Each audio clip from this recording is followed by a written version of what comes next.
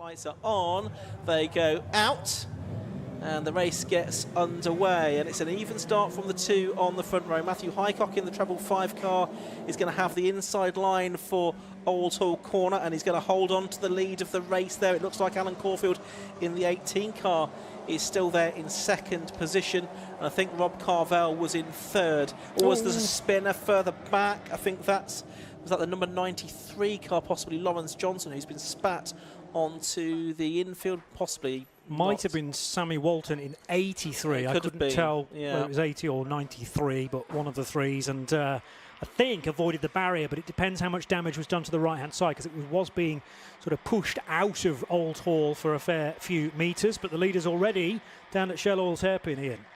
Yes, they certainly are then.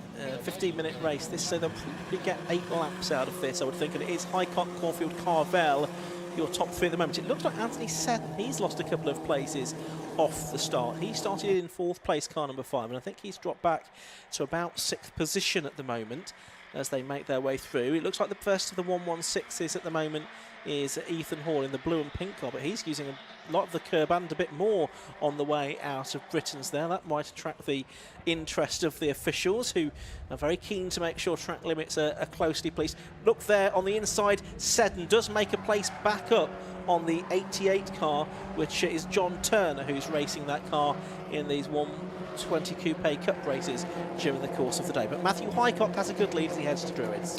Yeah, so no immediate pressure for Matthew in the treble 5. The one unknown entity for me is Harry Miles, who only set 1 lap in qualifying. He did an out lap, a flying lap and an in lap, but the flying lap was then disallowed because of the breach of track limits. So he's had to start at the back of the field in 29th position, and Harry Miles might make a bit of progress from there. Keeping an eye on car 55, Lewis Charlton, heading through the double right-hander at Druids. Lots of different lines being used from the Paul Warwick Bridge into Lodge Corner, including side-by-side action. It's very, very busy on this narrow circuit. Well, Highcock will lead the first lap.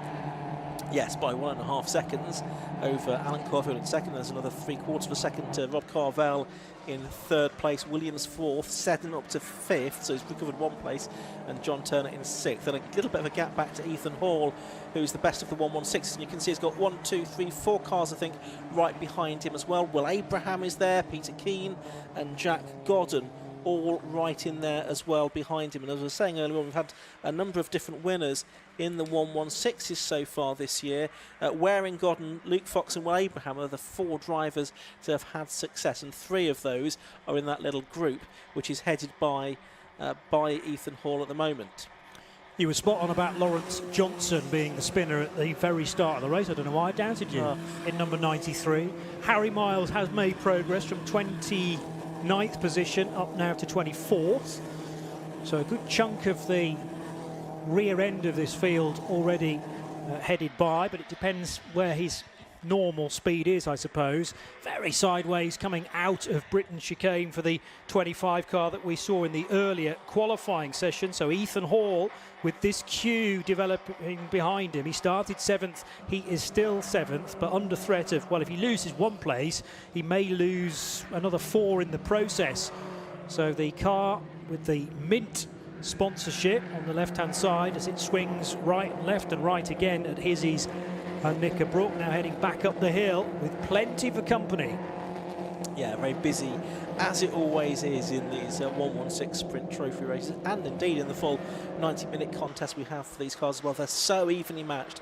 It's a really good way to get into motorsport. It's can be done on a reasonably tight budget, but you've got a very credible car, of course, built around the BMW 116. There's a few championships offering this kind of racing for budget cars, including others by the 750 Motor Club, but this particular one with its 90-minute format for most events, but not this one, seems to be very popular indeed as a platform, and has had a number of drivers making their debuts, motorsport debuts in it in recent seasons. But those first 5 of the 116s right together, Hall, Abraham, King, Godden and Fox, separated by only about 1.5 seconds, those first 5. Of course, they're losing touch with the overall race leaders in their 120 coupes. Matthew Highcock is in the lead at the moment, but for 2nd place in the 120s, a battle on there, because Rob Carvell, number 59, was right with the number 18 of Alan Caulfield, and indeed has got past him there at Shallows Corner. So Rob Carvel goes through to take second place now. He's already nearly 3 seconds adrift of Matthew Highcock, so we'll have to wait and see if he can make any inroads into the race leader. But Rob Carvel, a driver with lots of experience under his belt, not necessarily, though, Johnny, in BMWs. He's actually got a chance here of losing second place again, because Caulfield getting alongside him, Overhill top. He's going to be on the outside line for his. But, yeah, it's Carvel that manages to turn his way into the corner first. Yeah, Carvel on the narrower approach, though, into Hislop, so that means his mid-corner speed will have been compromised. It was Caulfield, a slightly wider line in the all-white car, so will that be telling at the top of the hill as they head through Water Tower and on towards Druids? Really good fight for second position, which is playing nicely into the hands of Matthew Highcock. 2.7 seconds his lead at the start of the lap. It could well have increased even more, because now the fight is on, and it might be about to be joined actually by the Seddon car in number –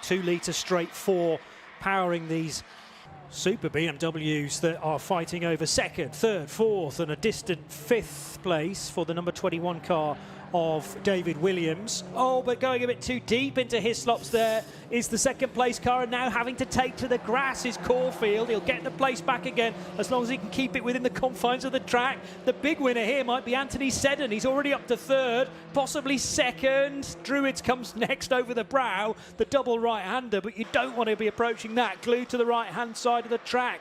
Seddon's going to try it, and he's through. Brilliant. Yeah, all precipitated by that little mistake, and Seddon the one to really capitalise on it there. He made a bad start to the race, dropped to 6th, but now has clawed his way back to 2nd. Meanwhile, Carvel now is trying to find a way back past Caulfield, trying to outbrake him. He's got around the outside into Lodge Corner. That was late on the brakes. He runs a bit wide on the exit of the corner, through the gravel, gets the car sideways, immediately loses the place again, and one more to David Williams, who goes through now to take 4th position. So Carvel, in his enthusiasm to get back on terms, possibly overdriving a little bit. Well, he'd been off the track. I'm not sure his tyres were necessarily that clean. And then, of course, he couldn't slow the car sufficiently into Lodge. That put him out into the weeds, out into the gravel. And his run then through Deer Leap was always going to be majorly compromised. David Williams was close enough to snatch 4th position. And yeah, Rob Carvel will be thinking, what on earth happened there? I started the previous lap in 2nd. I'm now down in 5th position. But he's got the lap speed to pick at least 1 or 2 or more of these cars back off again. As then right to the apex at Island Bend went Carvel. But David Williams just about had that covered. Certainly did. Just in the 116s, I can tell you we've had a change of lead there. Ethan Hall has lost 3 positions on the last lap, and Will Abraham has taken the lead of the 116s. That's 7th overall. Peter Keane 2nd and Jack Godden 3rd. We'll perhaps check in again on that battle in a few moments' time. But as you'll appreciate, it's all been happening in the 120s for the last couple of laps here. 5.5 minutes of the race left to go. We've got Rob Carvel there, now in 5th position at the back of this group. He's trying to get 4th place back from David Williams, but I just worry, from his point of view, that the 2 ahead of him now, Seddon and Caulfield, just a little bit too far away from him. Yeah, but they may get involved with each other for second and third and start to slow each other down. Still, Matthew Highcock is the one laughing the most into his race helmet, because he'll look in the rearview mirror and in certain areas of the track not see another car. 7 seconds now, the gap. It may well have grown even more over the last 2.69 miles, because that was the gap at the beginning of lap 5. As Carvel sort of had a look into Lodge, he's going to probably make the move on the exit of the corner there. Was drifting a little bit wide and giving him plenty of room was David Williams over the line. They are going to come pretty much neck and neck, I think, across the line that time. Separated by 14 thousandths of a second across the timing line and into Oulton corner at the start of lap 6. And Carvel does get the move done. He goes back to 4th. Good driving from the Nuneaton man. However, Carvel's exit out of Old Hall's not great. So now down the avenue into Denton's. The places will be switched again. David Williams back ahead, although he'll be on the outside line for Cascades. No, he does wrestle, 4th position, back again from the dark blue car. So Rob Carvel, 1 place up, 1 back down again. And really, this car deserves to be in the top 3. And we've had another change of lead in the 116s, because it's now Peter Keane that's wrestled his way to the front of that group. 4 of them together. Peter Keane, Will Abraham, Jack Gordon and Ethan Hall. They are just heading down towards Cascades now, for those of you here at the circuit. On the live stream, though, we're watching this tussle for 4th place overall. And Rob Carvel, well, he thought he'd done it once in terms of getting his way back past David Williams. Williams had other ideas about that. He's going to have another go here. Meanwhile, 2nd and 3rd, Anthony says, and Alan Caulfield head down towards his and Nick Brook with a couple of car lengths between them. Is Carvel going to try and make a move on the brakes for his? No, he's not. Just a little bit too far back, I think, to do anything about him there. John Turner's a bit on his own in a 120i, so same cars as the machines in the top 5, as now Carvel gets a good run out of Nick Brook and heading up Clay Hill, but David Williams sees him coming, just puts the car right in the middle of the racetrack. And will Carvel try a move up the inside of Druid? No, he sits patiently, concentrates on getting the better exit compared to the all-white car. But as I mentioned, John Turner's not really got anyone to race with. There's a big gap back to his car from 5th. And also then the leading 116i of Peter Keane, having taken that lead on the previous lap, is marginally ahead of the 209 of William Abraham. But they're not flustering John Turner too badly either, as now some back markers being reached by Anthony Seddon and Alan Caulfield, and Caulfield's delayed coming out of Old Hall corner because of that. That was the number 9 car of Julian Howe. Yeah, the drive from Usk now trying to get out of the way. Here, some of the leading contenders in the 116 is the 666 car. There's Ben Wilshire, the driver from Hook. There is the leader, though. It's for Peter Keane. He's still got the advantage.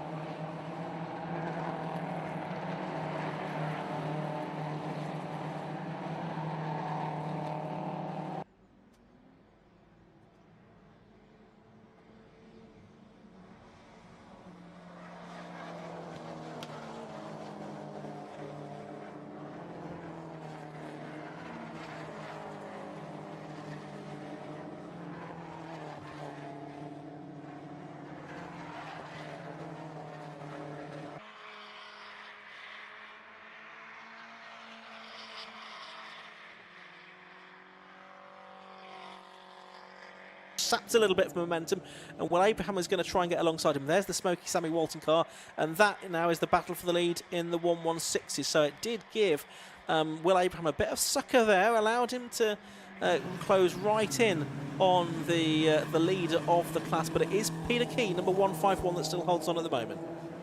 Luke Fox is in 5th position in the 116Is, and interestingly in this race his number is 121. We've been having some doubts about which way round Luke Fox and AJ Duffel are numbered.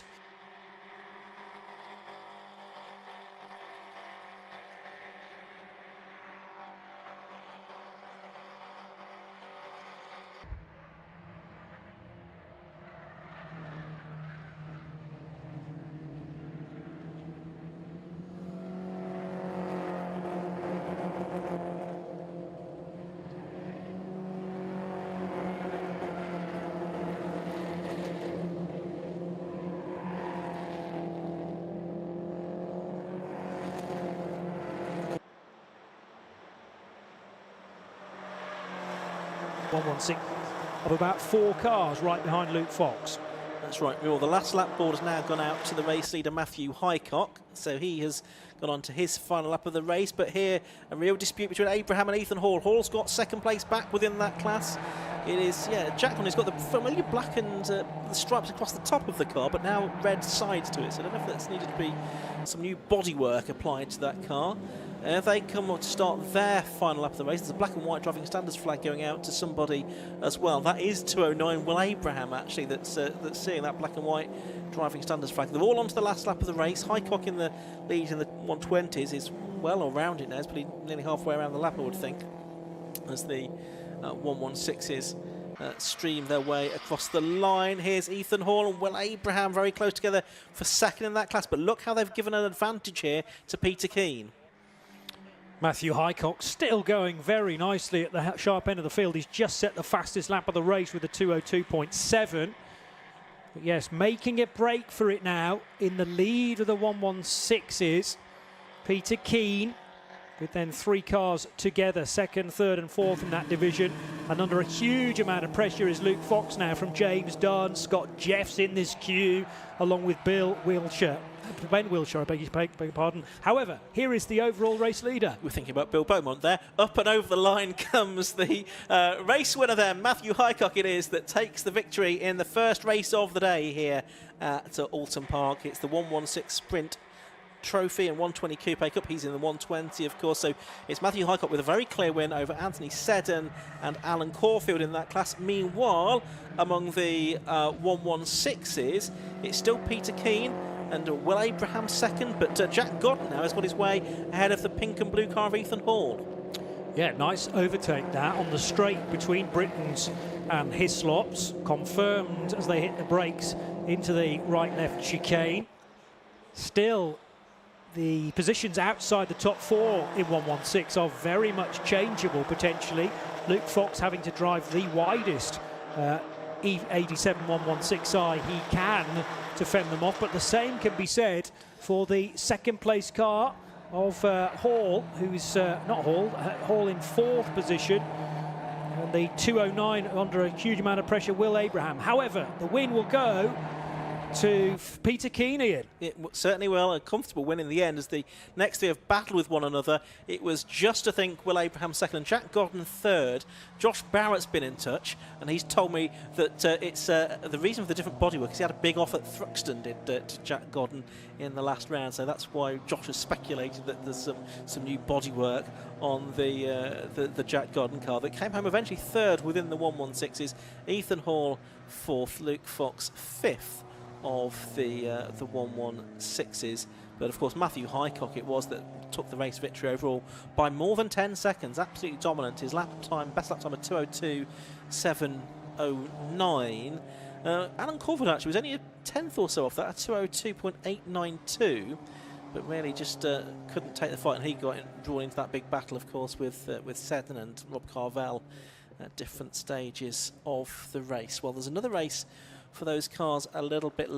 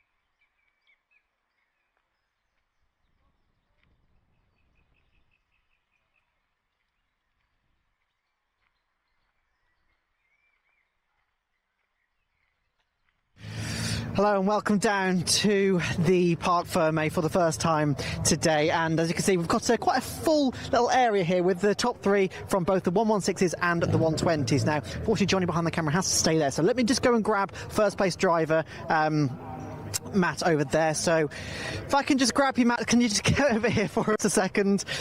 Who are having a bit of an issue with the signal, so if you just walk over with me. So new car for this year, look to be going pretty well. Yeah, I love it. It's a lot quicker than a 116. Yeah, I'm really enjoying it, to be honest. Great.